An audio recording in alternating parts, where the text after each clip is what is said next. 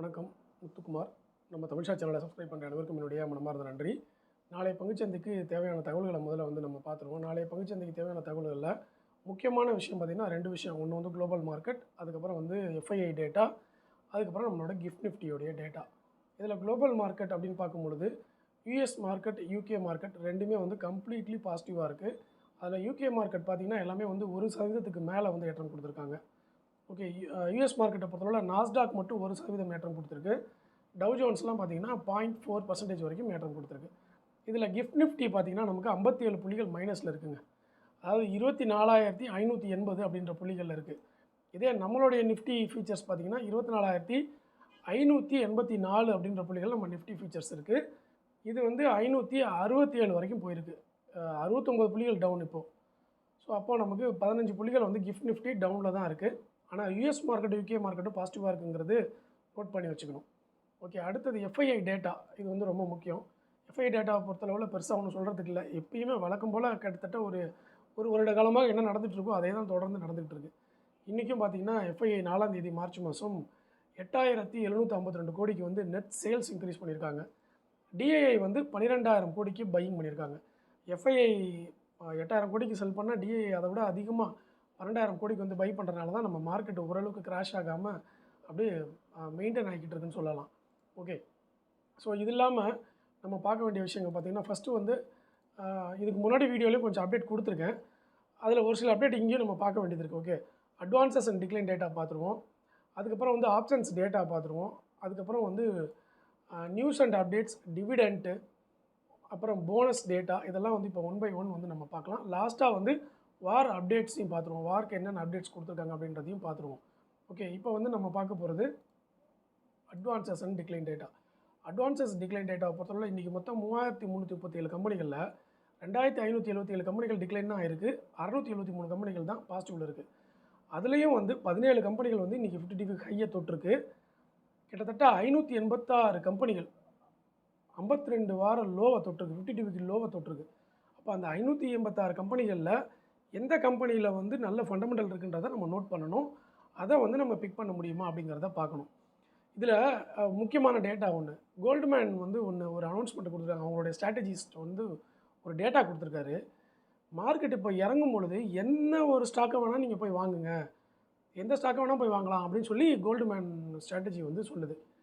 ரொம்ப ஆச்சரியமாக இருக்குது. அந்த ஸ்க்ரீன்ஷாட் வேணால் நான் உங்களுக்கு அனுப்புகிறேன் பாருங்கள். இந்த வீடியோ முடிச்சோன்னா நான் வந்து உங்களுக்கு டெலிகிராமில் அந்த ஸ்க்ரீன்ஷாட் அனுப்புகிறேன். டெலிகிராமோட லிங்க் வந்து டிஸ்கிரிப்ஷன்லேயும் இருக்குது, கமெண்ட்லேயும் பின் பண்ணி வச்சுருக்கேன். அந்த டெலிகிராமில் போய்ட்டு ஜாயின் பண்ணிக்கோங்க. ஃப்ரீ டெலிகிராம் தான். அதே மாதிரி டிமேட் அக்கௌண்ட் ஓப்பன் பண்ணாதவங்களா இருந்தீங்கன்னா நம்ம கமெண்ட்லேயும் டிஸ்கிரிப்ஷன்லேயும் என்னுடைய ரெஃபரல் லிங்க் கொடுத்துருக்கேன். அதை பயன்படுத்தி நீங்கள் அக்கௌண்ட் ஓப்பன் பண்ணிக்கலாம். ஓகேவா? சப்போர்ட் பண்ணுறவங்க விருப்பம் இருந்தால் அதை பண்ணிக்கோங்க. ஸோ இப்போ நம்ம 50 டிவிக்கு ஹையு அந்த அட்வான்சஸ் டிக்ளைன் ரேஷியோவை பொறுத்தளவில் கிட்டத்தட்ட இது 600, இங்கே 2,500 கம்பெனிகள் டிக்ளைன் ஆகிருக்கு. மேக்ஸிமம் ஆஃப் த கம்பெனி வந்து டிக்ளைன் தான் ஆகிருக்கு. அதில் ஒன்றும் பெரிய நமக்கு பாசிட்டிவாக எதுவுமே இல்லை. அதே மாதிரி call options and put options அப்படின்னு பார்க்கும்பொழுது புட் ஆப்ஷன்ஸில் பார்த்தீங்கன்னா கிட்டத்தட்ட நமக்கு 100%க்கு மேலே தான் maximum of the put options வந்து ப்ராஃபிட் கொடுத்துருக்கு. 24,400 put option, 24,000 put option, 24,000 put ஆப்ஷன்லாம் 137% ஏற்றம் கொடுத்துருக்கு இன்றைக்கி மட்டும். நான் சொல்கிறது இன்றைக்கி மட்டும். வெறும் 25 ரூபா இருந்த புட் ஆப்ஷன் வந்து இந்த வாரம் மார்க்கெட் இறங்குனதில் 250 ரூபா வரைக்கும் போயிருக்கு. 10 மடங்கு ஏற்றம் கொடுத்துருக்கு put options. Okay. So option ட்ரேடர்ஸில் கொஞ்சம் கேர்ஃபுல்லாக இதை ஹிட் பண்ணவங்க எல்லாருமே புட் ஆப்ஷன்ஸில் நல்ல லாபம் சம்பாரிச்சிருப்பாங்க. நம்ம வந்து போர்ட்ஃபோலியோவில் 20%, 10% இறங்கிட்டு இருக்குது. அந்த பக்கம் புட் ஆப்ஷன் 200%, 300% ஏறிக்கிட்டு இருக்குது. ஸோ எல்லா புட் ஆப்ஷனுமே வந்து ஓரளவுக்கு ரிட்டர்ன்ஸ் கொடுத்துருக்கு. கால் ஆப்ஷன்ஸ் எல்லாமே வந்து 50%க்கு மேலே டவுன் ஆகி தான் இருக்குது. கிட்டத்தட்ட 200 500 இருந்த ப்ரீமியம் எல்லாமே அப்படியே 200 வந்து மாறி இருக்குது. 500 ப்ரீமியம் இருந்துச்சுன்னா 200 மாறிடுச்சு. அந்த அளவுக்கு 50%, 60% வந்து கால் ஆப்ஷன்ஸ் எல்லாமே வந்து டவுனில் தான் வந்து போயிருக்கு. ஓகே. அதுக்கப்புறம் பார்த்திங்கன்னா நமக்கு அடுத்து நம்ம பார்க்க வேண்டிய டேட்டாவில் வந்து எஃப்ஐஐ டேட்டா பார்த்துட்டோம், குளோபல் மார்க்கெட் பார்த்துட்டோம். ட்ரேடிங் ட்வீக்ஸை பொறுத்தளவில் நான் ஆல்ரெடி சொல்லியிருந்தேன். தேஜாஸ் நெட்வொர்க் மட்டும்தான் வந்து 20% இருந்ததை 10% மாற்றிட்டாங்க. ஏன்னா தேஜாஸ் நெட்வொர்க் வந்து இவ்வளோ நாளாக பயங்கரமான ஒரு டவுனில் இருந்தது. 3 நாளில் 15%, 15% ஏற்றம் கொடுத்து இந்த 1 வீக்கில் 57% வரைக்கும் ஏற்றம் கொடுத்துருக்காங்க. இந்த டயத்துலேயும் ஏறின ஒரு ஸ்டாக் அப்படின்னா அது தேஜாஸ் நெட்வொர்க் தான். இந்த ரணகாலத்துலேயும் ஏறின ஸ்டாக் 57% இந்த 1 வீக்கில் வந்து ரிட்டர்ன்ஸ் கொடுத்துட்டாங்க. அந்த அளவுக்கு ஏற்றம் கொடுத்துருக்காங்க. ஸோ அதை வந்து என்ன பண்ணிட்டாங்கன்னா 20% சர்க்யூட்லேருந்து 10%ஆக மாற்றிட்டாங்க. அதை நோட் பண்ணிக்கணும். அப்புறம் இன்னொரு முக்கியமான விஷயங்க, கோல்டு பீஸ் சில்வர் பீஸ்க்கு வந்து செபியில் ரெகுலேஷன் கொண்டு வந்திருக்காங்க. அந்த ரெகுலேஷன் இனிமேல் வந்து கோல்டு பீஸ் சில்வர் பீஸ் ரொம்ப வேகமாக 12%, 8% அப்படிலாம் ஏறாது. அதுக்கான சர்க்யூட் லிமிட்டை வந்து அனௌன்ஸ்மெண்ட் கொடுத்துட்டாங்க. அது வந்து 15 மினிட்ஸ் வந்து ஹால்ட் ஆகிடும். இப்போ 6% சர்க்யூட் லிமிட்டில் நமக்கு கோல்டு பீஸ் இருக்குதுன்னு வச்சுக்கோங்களேன். 6% ஏறிடுச்சுன்னா என்ன ஆகும்னா 15 மினிட்ஸ் வந்து ஹோல்டு பண்ணிடுவாங்க. அதுக்கப்புறம் தான் திருப்பியும் வந்து நமக்கு அதை எனேபிள் பண்ணி திருப்பியும் நம்ம வந்து அதே ETF ட்ரேட் பண்ணுற மாதிரி இருக்கும். அது மட்டும் இல்லாமல் இவ்வளோ நாளாக வந்து நம்ம இன்டர்நேஷ்னல் மார்க்கெட்லேருந்து தான் வந்து ப்ரைஸை வந்து கம்பேர் பண்ணிகிட்டு இருந்தாங்க நம்ம கோல்டு பீஸ் சில்வர் பீஸ் எல்லாமே. அதாவது இது எதுக்காக அப்படின்னா ஒரு மேஜர் ரீசன் இது இருக்குது. இது நிறைய பேர் இங்கே படிச்சிருப்பீங்க. காமெக்ஸ்க்கு இனிமேல் பார்க்க மாட்டாங்க, M6 தான் பார்க்க போகிறோம் நம்ம. காமெக்ஸில் நான் போன மாதம்லாம் பார்த்துட்டு இருந்தோம்ல, காமெக்ஸில் போய் கோல்டை பார்ப்போம். அங்கே கோல்டு ஏறி இருக்குங்க யூஎஸ் மார்க்கெட்டில், அப்போ நமக்கும் நாளைக்கு கோல்டு ஏறதுக்கு வாய்ப்பு இருக்குது அப்படின்னு சொல்லி பார்த்துட்டு இருந்தோம்ல. அதை வந்து பிரேக் பண்ணுறாங்க. எதனால் அது மேஜர் ரீசன் அப்படின்னு பார்த்தீங்கன்னா, இப்போ ஒரு சில்வர் ஒரு ரேலி நடந்துச்சு பார்த்தீங்களா, பயங்கரமான ரேலி நடந்துச்சு, திருப்பியும் பயங்கரமாக கீழே விழுந்தது. அந்த மாதிரியான ஏற்ற இறக்கம் வந்து இனிமேல் நம்ம இந்திய பங்குச்சந்தையில் வரக்கூடாது. அது வந்து நிறைய பேருக்கு பாதுகாப்பாக இருக்காதுன்றதுக்காக என்ன பண்ணியிருக்காங்கன்னா, இப்போது அந்த சில்வரில் நடந்த விஷயம் என்னன்னு புரிஞ்சுக்கிட்டிங்கன்னா உங்களுக்கு இது புரிஞ்சிடும். காமெக்ஸில் வந்து சில்வராக ஷார்ட் ஸ்குவீஸ் பண்ணியிருந்தாங்க கரெக்டாக. அது காமெக்ஸில் தான் பண்ணியிருந்தாங்க. ஆனால் அதோட இம்பேக்ட் வந்து நமக்கு இங்கே வந்து ரிஃப்ளெக்ட் ஆச்சு. நம்ம எல்லாருமே அதை பற்றி பேசிக்கிட்டு இருந்தோம்ல, காமெக்ஸில் வந்து ஷார்ட் செல் அடிச்சிருக்காங்க, அதனால் வந்து நம்ம எல்லோரும் சில்வரை வாங்கி வச்சுக்கலாம் அப்படின்னு சொல்லி ஸ்ட்ராட்டஜிஸ்ட்டாக பேசிகிட்டு இருந்தோம்ல. ஸோ இது வந்து இனிமேல் MCXயில் என்ன ப்ரைஸ் சேஞ்சஸ் நடக்குதோ அதுதான் நமக்கு. காமெக்ஸில் நடக்கிற ப்ரைஸ் சேஞ்சஸ் வந்து அவ்வளோ அக்யூரேட்டாக நமக்கு இங்கே வந்து பிரதிபலிக்காது. அதனால் நமக்கு வந்து என்னென்னா கோல்டு சில்வரில் இனிமேல் பெரிய பெரிய ஏற்ற இறக்கம்லாம் வந்து வராது. திருப்பியும் மாட்ரேட்டான ஒரு ரிஸ்க்கு கம்மியாக இருக்கக்கூடிய ஒரு பிளாட்ஃபார்மாக தான் அந்த கோல்டு அண்ட் சில்வர் இனிமேல் நமக்கு இருக்க போகுது. ஸோ கோல்டு பீஸும் சில்வர் பீஸும் அதே மாதிரி தான் வந்து ட்ராவல் ஆக போகுது. இதுக்கு மேஜர் ரீசன் என்னன்னு பார்த்தீங்கன்னா, அவங்க அந்த ஸ்டெப் எடுக்கிறதுக்கு அந்த சில்வர் ஷார்ட் ஸ்பீஸ் அடித்தாங்க பாருங்கள் காமெக்ஸில், அதுதான் மேஜர் ரீசன். அங்கே செல் பண்ணனால உலகம் பூரா இருக்கிற சில்வருக்கு பிரச்சனை வந்துச்சு. ஸோ இனிமேல் அந்த மாதிரி பண்ணக்கூடாது அப்படின்னு முடிவு பண்ணிட்டாங்க. உன்னோட எக்ஸ்சேஞ்சாக உன்னோடய க்ளோஸ் பண்ணிக்கும், அதை குளோபல் ஃபுல்லாக கொண்டு வராதுன்ற மாதிரி இப்போ பிளான் பண்ணியிருக்காங்க. ஸோ அது எப்படி போகுதுன்றதை பார்ப்போம். என்னை பொறுத்த வரைக்கும் அது சேஃப்டியாக தான் இருக்கும் அப்படிங்கிறது தான் என்னுடைய எதிர்பார்ப்பு. அடுத்தது பார்த்திங்கன்னா, இந்த மார்ச் மாதம் நமக்கு வந்து டிவிடெண்ட் கொடுக்க போகிற கம்பெனிகளில் வந்து SBI லைஃப் இன்சூரன்ஸ் இருக்குங்க. 6ஆம் தேதி மார்ச், 6th மார்ச், இன்றைக்கி 4 மார்ச். ஸோ 6th மார்ச் அப்போ வந்து SBI லைஃப் இன்சூரன்ஸ் டிவிடெண்ட் இருக்குது. இன்டரிம் டிவிடெண்ட் தான் அது, 27% வந்து கொடுக்குறாங்க. அடுத்தது பார்த்திங்கன்னா 6ஆம் தேதி முக்கியமான கம்பெனிகளில் இன்ஜினியர்ஸ் இந்தியா வந்து 6ஆம் தேதி மார்ச் நமக்கு டிவிடெண்ட் கொடுக்குறாங்க. அது வந்து 30% கொடுக்குறாங்க. அதுவும் interim dividend, second interim dividend engineers India note பண்ணிக்கணும். அதுக்கப்புறம் வந்து பாரத் எலக்ட்ரானிக்ஸ் அதே 6th மார்ச் வந்து டிவிடெண்ட் அனௌன்ஸ்மெண்ட் எக்ஸ்டேட் வருது. அதுவும் இன்டரிம் டிவிடெண்ட் தான். 195% வந்து, அதாவது ஃபேஸ் வேல்யூலேருந்து 195% டிவிடெண்ட் அனௌன்ஸ்மெண்ட் இருக்குது. கேஸ்ட்ரால் இந்தியா 23 மார்ச் வந்து நமக்கு எக்ஸ்டேட் வருது டிவிடெண்ட்டுக்கு. ஃபைனல் டிவிடெண்ட் அது 105%. ஃபேஸ் வேல்யூ எவ்வளவோ அதில் 105% வந்து Castrol India dividend. So large கேப்பில் SBI life insurance, engineers India, Bharat electronics, Castrol, இந்த 4 கம்பெனிகள் வந்து நான் சொல்லியிருக்கேன். அது இல்லாமல் சின்ன சின்ன கம்பெனிகள்லாம் கொஞ்சம் டிவிடெண்ட் வந்துட்டு தான் இருக்குது. ஓகேவா, இந்த 4த்தையும் நீங்கள் நோட் பண்ணிக்கணும். இதில் கேஸ்ட்ரால் மட்டும் 23ஆம் தேதி தான் எக்ஸ்டேட்டு, மீதி எல்லாமே 6ஆம் தேதி எக்ஸ்டேட்டு. நீங்கள் நாளைக்கு வாங்கினீங்கன்னா தான் 6ஆம் தேதி எக்ஸ்டேட்டுக்கு அது எலிஜிபிள் ஆகும். ஓகேவா, அதனால் நாளைக்கு வந்து நமக்கு engineers India, Bharat electronics, SBI life insurance, இது 3த்தையும் வந்து நீங்கள் கவனத்தில் எடுத்துக்கணும். ஓகே, இது இல்லாமல் நமக்கு வந்து போனஸ் ஏதாவது கொடுத்துருக்குறாங்களா அப்படின்றத பார்ப்போம். போனஸை பொறுத்தளவில் நமக்கு இந்த மார்ச் மாதம் ஃப்ரண்டயர் ஸ்ப்ரிங்ஸ் அப்படின்ற ஒரு கம்பெனி வந்து 2:1 ரேஷியோவில் 13 மார்ச் வந்து நமக்கு போனஸ் உண்டு. அடுத்தது LKP ஃபினான்ஸ் 4:1 ரேஷியோவில் எக்ஸ்டேட் வந்து 6ஆம் தேதி மார்ச் வருது. இது 2 தான் மேஜராக இருக்குது. சில்வர் டச் அப்படின்ற கம்பெனி வந்து 1:1 போனஸ் கொடுக்குறாங்க. அதுவும் 6th மார்ச் தான். 6th மார்ச் போனஸும் இருக்குது, டிவிடெண்ட்டும் நிறைய கம்பெனிகள் கொடுக்குறாங்க. அதை வந்து நம்ம நோட் பண்ணிக்கணும். ஓகே, இது இல்லாமல் நமக்கு ஸ்பிளிட்டு ஏதாவது போடுறாங்களா அப்படின்றத பார்த்துருவோம். ஸ்ப்ளிட்டு நிறையா இருக்கேங்க. ஏகப்பட்ட கம்பெனிகள் இருக்குங்க. நாளைக்கு வந்து 6ஆம் தேதி மார்ச் வந்து மீரா இண்டஸ்ட்ரீஸ் ஸ்ப்ளிட் இருக்குது. நாளைக்கு வந்து அக்யூலான் நெக்ஸஸ்னு ஒரு கம்பெனி இருக்குது.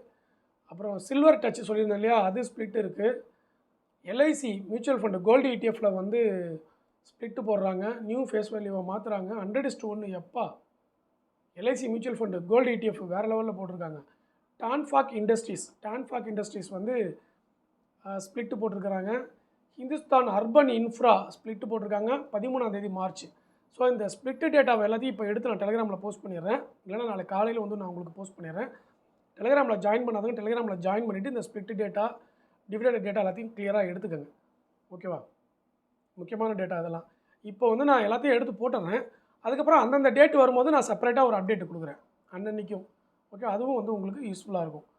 இப்போ இது இல்லாமல் நம்ம பார்க்க போகிற அடுத்த அப்டேட்டு போனஸு ஸ்ப்ளிட் பார்த்துட்டோம் இல்லையா, டிவிடெண்ட்டை பார்த்துட்டோம் இல்லையா. இப்போ ஐபிஓ வந்து நம்ம பார்க்கணும். ஐபிஓவுடைய அப்டேட்டை பொறுத்தளவில் ஒரே நிமிஷம் க்ளோஸ் ஆகிடுச்சு, வேறு ஒன்றும் இல்லை. ஐபிஓ அப்டேட்டில் வந்து இந்த ரணகலத்துலேயும் ஐபிஓ வந்து வந்துட்டு தாங்க இருக்குது. ஐபிஓ வராமலாம் இல்லை. ஐபிஓ மார்க்கெட்டில் ஸ்டில் வந்து நமக்கு வந்துட்டு தான் இருக்குது. அதில் மெயின் போர்டு ஐபிஓ பார்த்திங்கன்னா ராஜ்மார்க் இன்ஃப்ரா அது வந்து நமக்கு 11ஆம் தேதி லிஸ்ட் ஆகுது. ஓகேவா? அதுக்கப்புறம் வந்து நான் லிஸ்ட்டே உங்களுக்கு டெலிகிராம்லேயே போட்டுறேனே. இப்போதைக்கு பார்த்தீங்கன்னா மேஜராக நம்ம கான்சன்ட்ரேட் பண்ண வேண்டியது செடிமேக் மெக்காட்ரானிக்ஸ் அப்படின்ற அந்த கம்பெனி. இன்றைக்கி இதுக்கு ப்ரீவியஸ் வீடியோவில் போட்டிருந்தோம் பார்த்தீங்களா, அந்த கம்பெனி தான். ஆனால் லிஸ்டிங் கெயின் -1% தான் இப்போ வரைக்கும் காமிச்சிருக்கிறாங்க. ஓகேவா? 6ஆம் தேதியோட அந்த டேட் வந்து முடியுது. ஸோ இன்றைக்கி தான் ஓப்பன் ஆகிருக்கு. ஆனால் இப்போ வரைக்கும் வந்து ஒன்றும் ப்ராஃபிட்டில் இல்லை. ஸோ நமக்கு வந்து லிஸ்டிங் கெயினில் எந்த ஸ்டாக்குமே இப்போ வரைக்கும் ஐபிஓவில் காமிக்கல. அதான் கிரே மார்க்கெட் ப்ரீமியம் வந்து எதுவுமே பெருசாக காமிக்கல. ஸோ கேர்ஃபுல்லாக தான் இருக்கணும் நம்ம ஐபிஓ பொறுத்தளவில். ஓகே, ஸோ ரொம்ப கவனமாக இருக்கணும் நம்ம. அதே மாதிரி பைபேக்லாம் ஒன்றும் பெருசாக இந்த வருஷம் வரல. 2026 பைபேக் ஒன்றும் கிடையாது. இது வரைக்கும் பெரிய அனௌன்ஸ்மெண்ட்லாம் எதுவும் வரல. ஓகேவா? அடுத்தது பார்த்திங்கன்னா நம்ம பார்க்க வேண்டிய டேட்டாவில் ஐபிஓ 2 காமிச்சிட்டேன். நிஃப்டியோடைய டெக்னிக்கல் டேட்டாவை பொறுத்தளவில் நம்ம புரிஞ்சிக்க வேண்டியது என்னென்னா, நான் ஆல்ரெடி சொல்லியிருந்தேன்ல, 2 விஷயம் சொல்லியிருந்தேன். ஒன்று வந்து மூவிங் ஆவரேஜை வந்து எல்லோரும் 20, 50, 200 இந்த 3 மூவிங் ஆவரேஜும் அப்ளை பண்ணி செக் பண்ணி பார்த்துருக்கேன் நிஃப்டியை. ரெண்டாவது பிவட் பாயிண்ட், டே கேண்டிலில் வச்சுக்கிட்டு பிவட் பாயிண்ட்டை பார்க்கும் பொழுது அது ஒரு தடவையாவது நமக்கு ரெசிஸ்டன்ஸை பிரேக் அவுட் பண்ணணும். அப்போ தான் நிஃப்டி அப் ட்ரெண்டுக்கு மாறிடுச்சுன்னு அர்த்தம். அப்படி போகலைன்னா நிஃப்டி ஸ்டில் அப் ட்ரெண்ட் இல்லைன்றது தான் அர்த்தம். அது வந்து சைடு வேஸாக நீங்கள் எடுத்துக்கோங்க, இல்லை சைடு வேஸ் வரலன்னு எடுத்துக்கோங்க, இல்லை டவுன் ட்ரெண்டுன்னு வச்சுக்கோங்க, இல்லை டவுன் ட்ரெண்ட் வராமல் கூட இருக்கலாம்.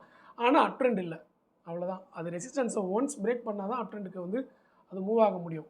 இப்போ கடந்த 4 மாதமாக பார்த்தீங்கன்னா தொடர்ந்து சப்போர்ட்டையே வந்து டச் பண்ணிக்கிட்டே வருது.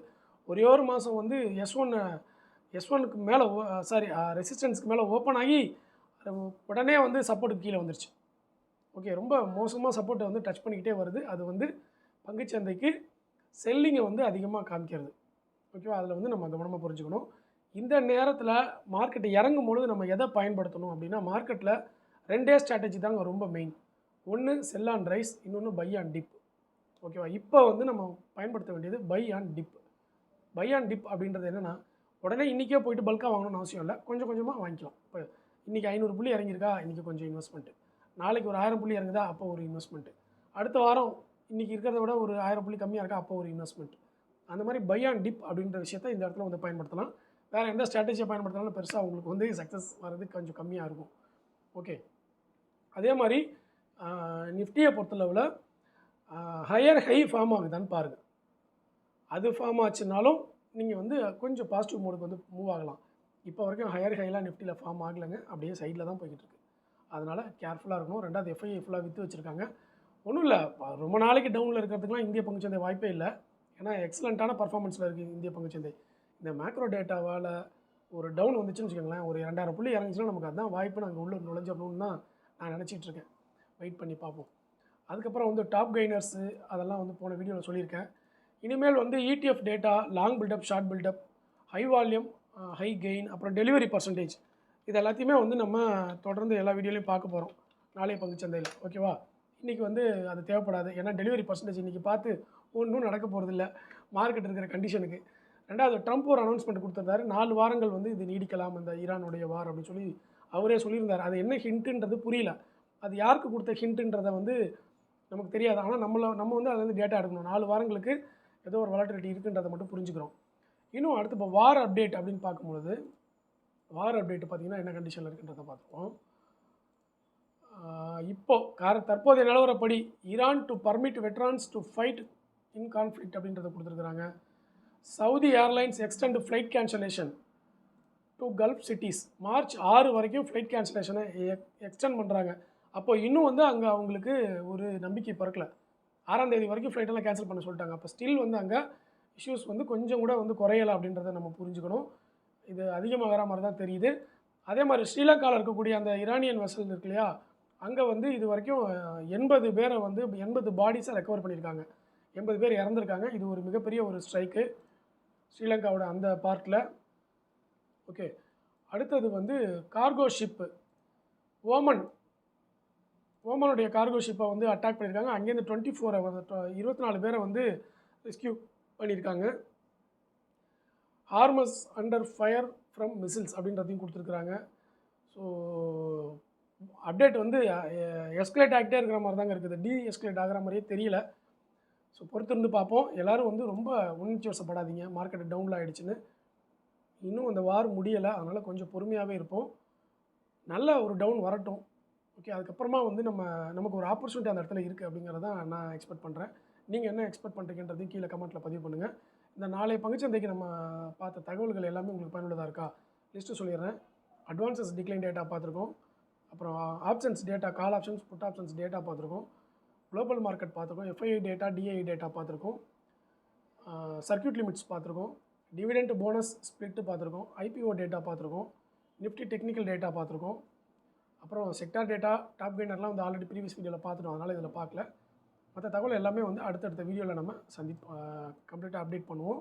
கீழே டெலிகிராம் லிங்க்கும் என்னுடைய டிமேட் அக்கௌண்ட் ரெஃபரல் லிங்க்கும் டிஸ்கிரிப்ஷனில் மென்ஷன் பண்ணியிருக்கேன். அதை பயன்படுத்தி சப்போர்ட் பண்ணுங்கள். நன்றி, வணக்கம்.